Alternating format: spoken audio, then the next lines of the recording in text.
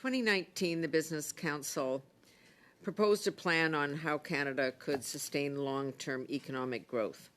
There were 6 recommendations: regulatory modernization, prioritizing nationally significant infrastructure, modernize and simplifying the tax system, foreign policy for a changing world order, a labour force to meet Canada's needs, and a national resource and climate strategy.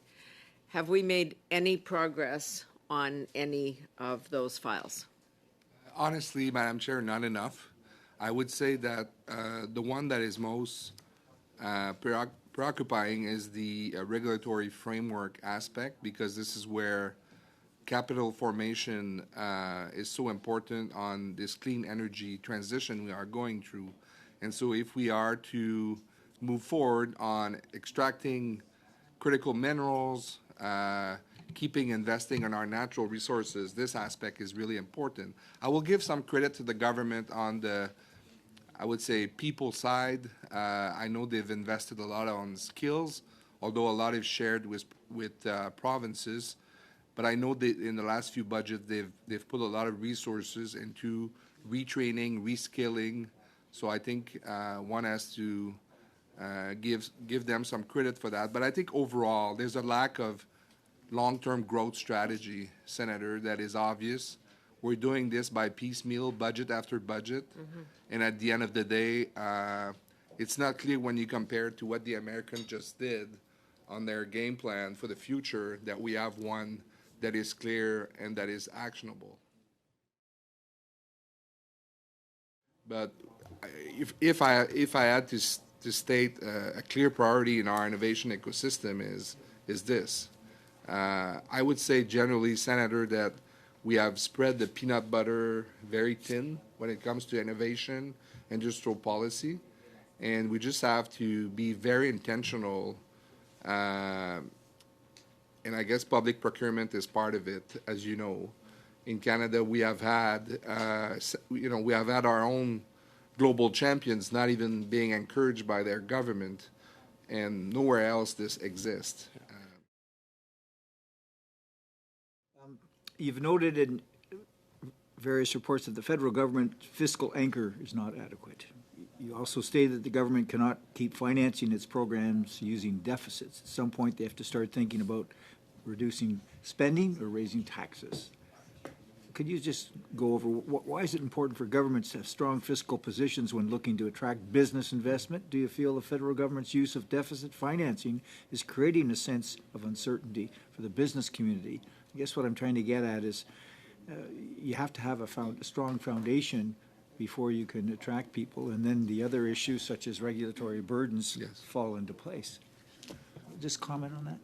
Yeah, I mean, I'm very proud to have written a recent report with David Dodge, the former Governor of Canada, governor on fiscal anchor and what we thought was this trajectory of sustainability of federal finances. I would say that the risk right now is on the upside. Interest rates are higher. The debt, we have doubled it in a few years, and some of it was warranted given COVID spending, but it's still big now. And there's a lot of uncertainty about future growth in this country. So you take these 3 factors into account, and you have a fiscal framework that is not what it was necessarily in the 90s, but it's certainly more fragile. And for business confidence, to your question, it's really important that the government is seized and is seen to have a strong fiscal anchor. The problem with the debt to GDP ratio that they have used is they have raised it from 30 to 50. And so staying around 50 for me is not a reasonable anchor. It's still very high. You need to add the provincial part of that public debt as well, which is significant. And so you get easily to around 90 to even 100% of GDP, which I think is high. And then you have private indebtedness.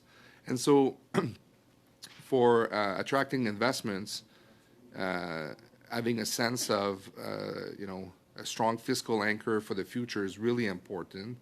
And as we've seen even yesterday in Quebec, I was looking at the real GDP projection over the next 4 years. The highest over 5 years on a yearly basis was 1.4 real GDP. That's very low. If this is the trajectory of growth in this country, we're going to be in trouble. And this will have an impact on public finances. So if you had your magic wand, what would you do? Well, the one we suggested with Mr. Dodge was debt servicing costs not exceeding 10% of revenues, because we think over that you get into trouble. This is what happened in the 90s. We lost control of the primary deficit because interest rates kept rising, and we lost control of the deficit, even if we cut spending. People have to understand this.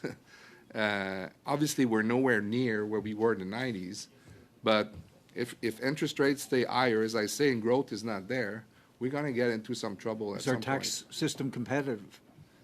point. I would argue, Senator, we have good services in this country in general, but we're a highly taxed jurisdiction. When you compare, again, provincial plus federal level. And so there's not much room at the income tax side and on the corporate tax side to go much higher. Thank you.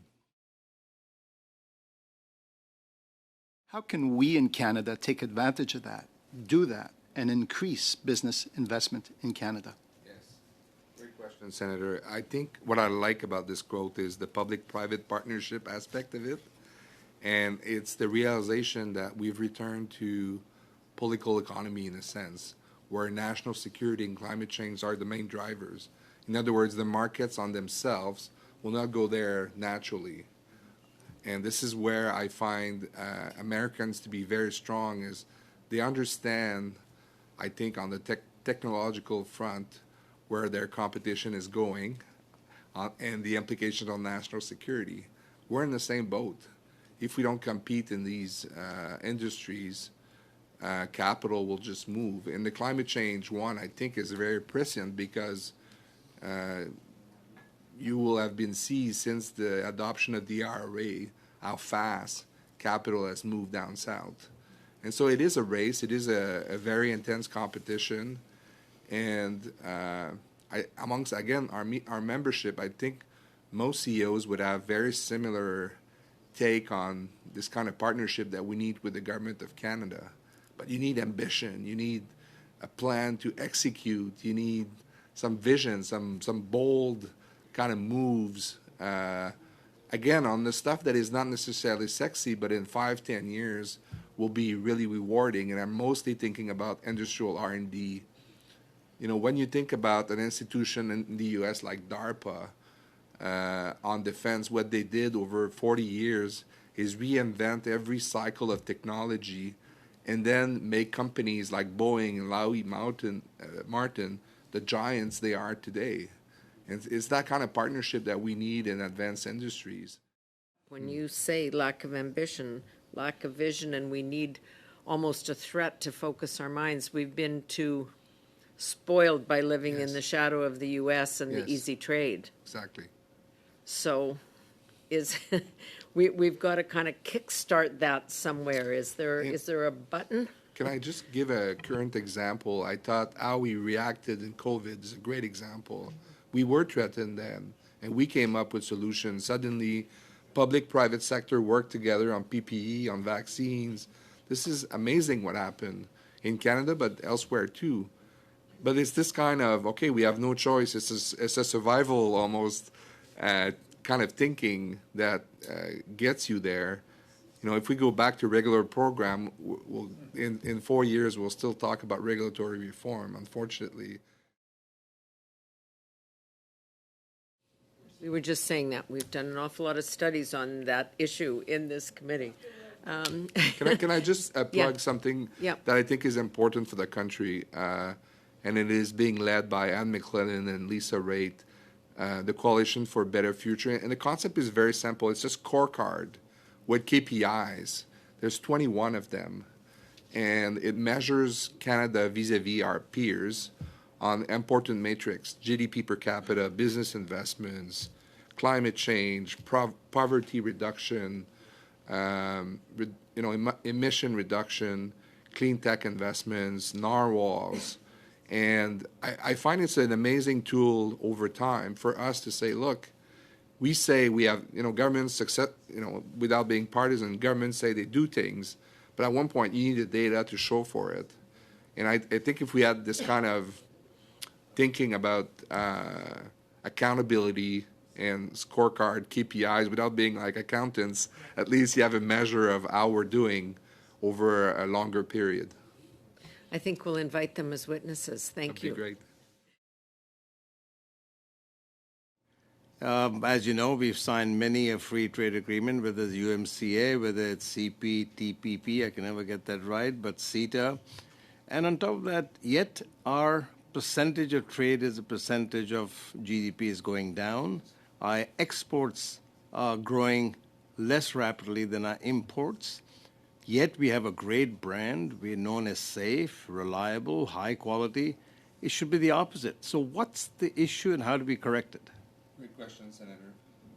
I would say our current account deficit is a big problem, especially in advanced industries, because it's okay, I would argue, to import, T-shirts and stuff where countries don't have to compete for high-skilled labor and some intensity in R&D, but it's not okay if you're a net importer in every advanced industry. We're going to have to compete on these advanced industry. Otherwise, we're just going to become less competitive.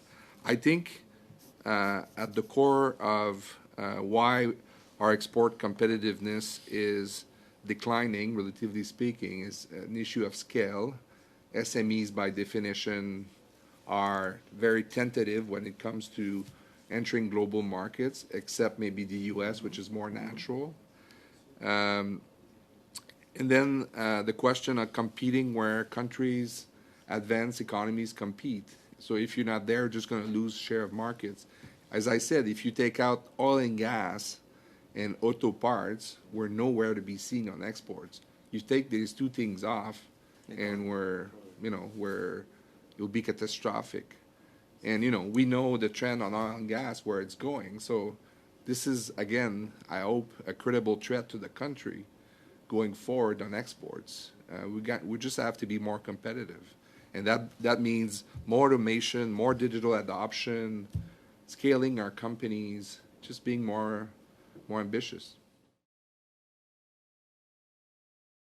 I mean, the one thing that's worked for the Europeans, and I say this in a very sincere way, is that they have a way to have conversation where it's not you against me, business and labor and government actually sit together to have these conversations. Don't you think we need to do more of that here? Because if we're going to innovate and we are going to advance the scale of what we have with our people and the technology, we don't have enough of those conversations. I agree. You say one thing, unions and others will say something else, and then we're competing how government is going to listen to who. Yes, no, I agree. I mean, we're too small to not be together. Is it possible that procurement could be a play? I know that federal government are always concerned about the free trade and the Washington could complain and so on, but you have a lot of protectionism up there as well. Yeah. So could you elaborate about procurement, if it's time to revisit that? It's a big part of the IRA. It's a big part of the CHIPS and Science Act. The Americans are not worried about buying their fleet of vehicles by American technology companies. Why are we? You want to create global champions. Government have to be part of the solution on public procurement. And it seems like we're, again, very naive. And to Senator Deacon's point, there are some growing companies that have a lot of potential on technology, but somehow they don't get that first buyer. We have this small program, Innovative Solutions, but it's very, very small and not at scale. Again, I repeat, Boeing and Lockheed Martin wouldn't be the companies they are if it wasn't for the American government. And so it's not to give a free pass, but you need to encourage your own champions. How do we do more catalyzing? Put it that way. Yeah. Well, you need to create the incentive in the institutions, and I would agree that we don't have enough of these institutions that create these public-private partnerships. And I just want to go back to my DARPA example for defense or NASA for space. We have a great company in space, MDA. I think it could become one of the best in the world, but our government doesn't do any public procurement with them. How will you be able to grow that company if they have to go to NASA Yeah. to nurture their technology? Yeah. That's being strategic, frankly, in key sectors. Same with Bombardier. They are selling right now their planes to the Pentagon for their own missions. These small planes are very specialized, but national defense in Canada won't hear about it. Yeah. This is crazy. This is shooting ourselves in the foot.